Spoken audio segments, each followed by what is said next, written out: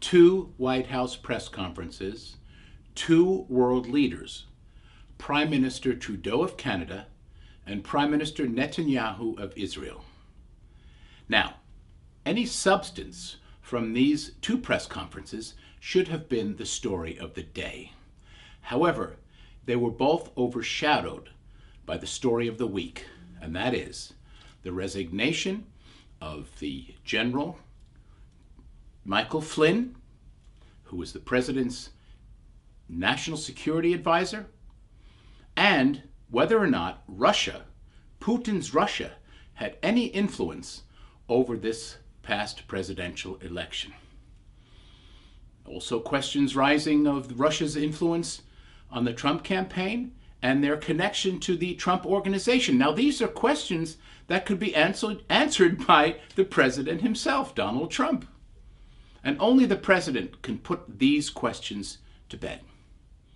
The other story of the week was how poorly this new administration is handling the media aspect on all of this, and why the president has to continue to mention his victory over Hillary Clinton over and over again whenever he has a chance. Why?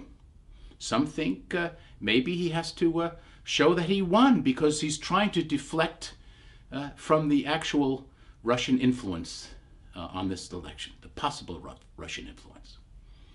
And the president continues to blame the media.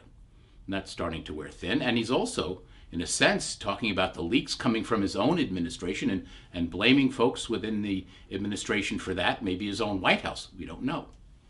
So on a day where the president and the prime minister of Israel should have been celebrating successful discussions on Middle East talks, it was this that came up front and center.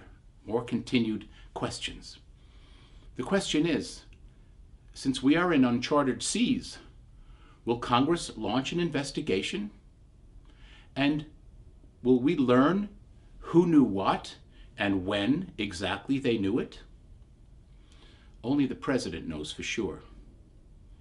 This is John Christopher Bua, Talk Media News, Washington.